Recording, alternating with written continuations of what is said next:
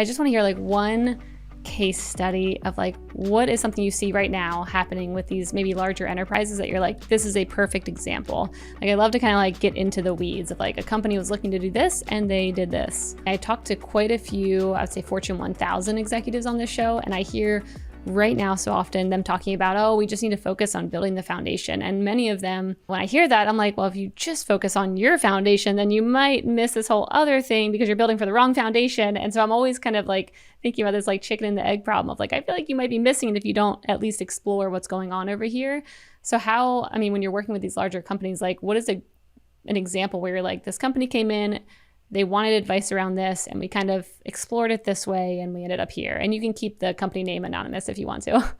Awesome. So I'll give you an example of one partner who I think has been very thoughtful around their approach, and that's PepsiCo. So PepsiCo has, dozens of billion-dollar companies underneath them. And with that, they have a lot of risk associated with doing anything in the Web3 space. So we started working with them, and VaynerMedia has worked with PepsiCo for over a decade, many, many years. And we first started to chat with them about this opportunity about a year ago to just understand what's happening in this ecosystem. We did education sessions with all of the different brand teams so they could really understand what was happening then. And we've kept up that education and ongoing dialogue and discussion. And we did 3 sort of core programs with them over the past year. One for Pepsi Mic Drop, which was one of the most successful free mints like ever done by a brand. And they've continued that program in different directions from VCon to the Billboard Music Awards.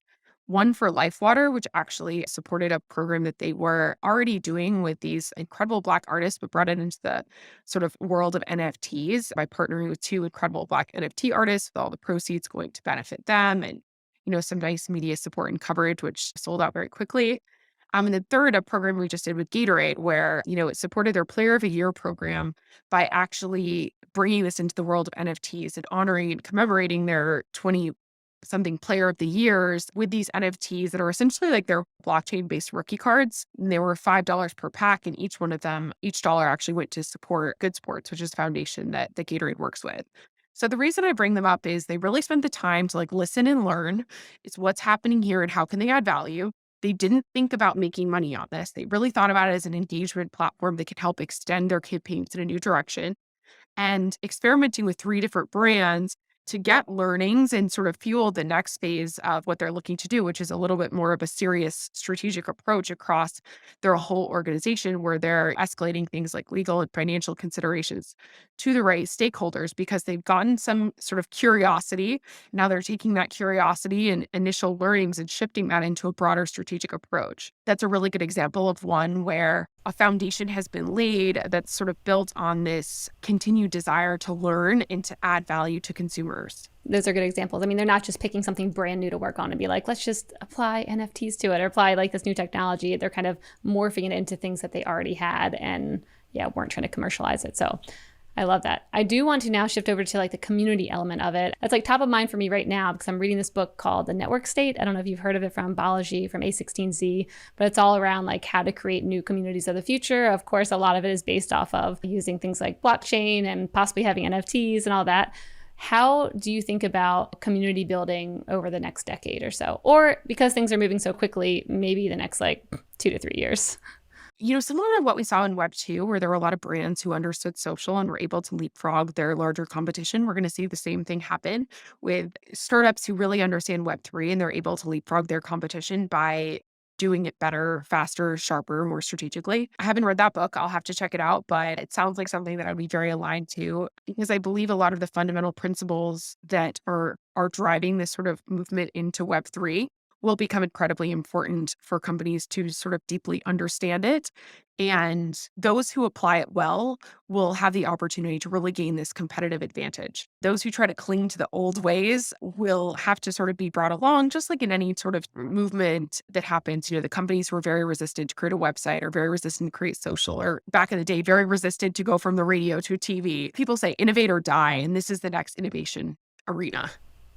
Got it. So are there any ways that you guys are exploring kind of pulling together a community around a brand right now when it comes to this? And is there anything that you see working? Because that's something I hear a lot from the different folks who come on this show is like everyone's focused on building a community, but the way they're going about it, it's all very different. And so I feel like this is like a perfect way to kind of pull in your community, and whether it's tokenize it or, however you want to do it. But Yeah, yeah. I think so. I want to give a little bit of context where when we're talking about the communities that exist in Web3 today, they're very small, very, very small, especially if you're an enterprise brand that you might have double-digit millions of email subscribers. We're talking about building community with 5,000 people. It's tiny. Even the most successful Discords, we're talking like 25 or 50,000 people, Yeah. which is But the most small. valuable people. I mean, to me, that's like the difference now. It's like your 1,000 true fans, Kevin Kelly style. Like those are the ones you want anyways.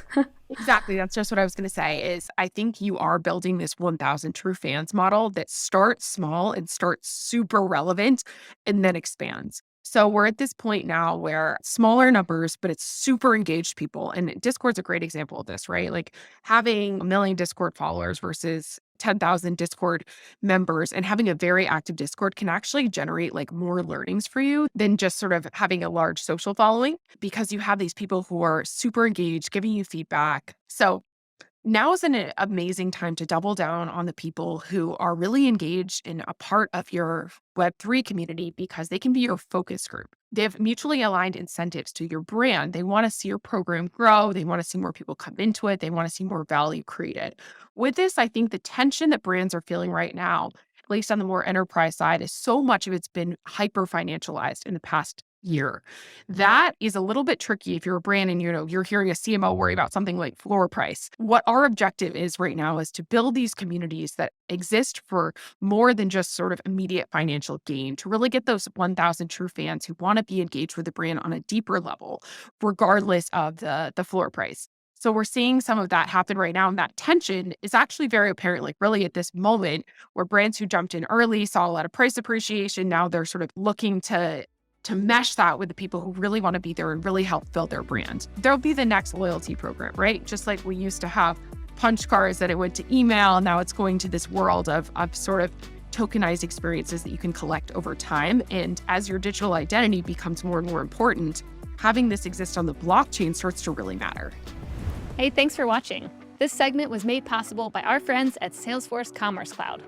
If you're looking for the #1 platform for all your commerce needs, go check out salesforce.com/commerce. And don't forget to subscribe below and tap that little bell icon so you can stay on top of all the amazing new segments and full episodes that we'll be putting out over the coming year with some of the best and most influential commerce leaders out there.